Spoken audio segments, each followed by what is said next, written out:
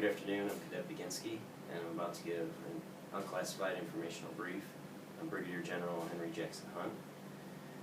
Henry Jackson Hunt was born on September 14, 1819, in the frontier post of Detroit, Michigan. He was the son of Samuel Wellington Hunt, who was an infantry officer. As a child, he would often accompany his father on expeditions. One of those expeditions was to the Kansas Territory and the founding of Fort Leavenworth. At the age of 20, he graduated from the United States Military Academy at West Point in 1839, where he was commissioned as a second lieutenant in the U.S. 2nd Artillery.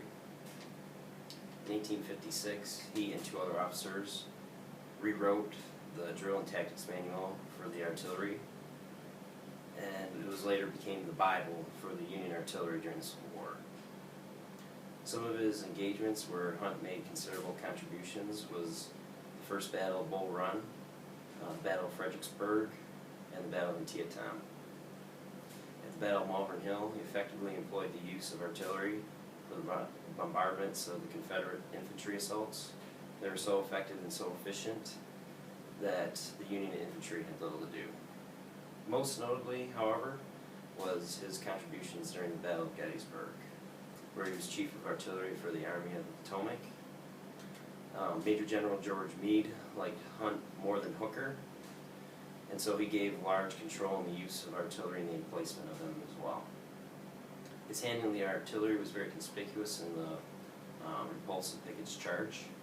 His masterful analysis of terrain and placement of batteries along the ridge gave the Union a decisive advantage and eventual success on the second day of the battle.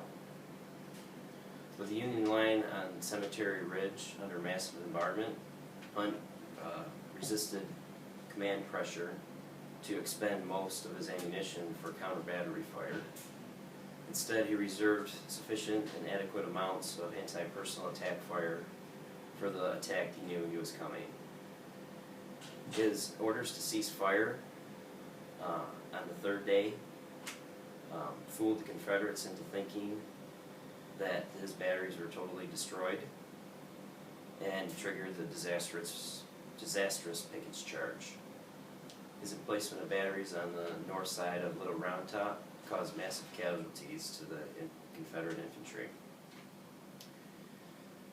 His domain knowledge, in retrospect, gave the Union a decisive advantage in the battle.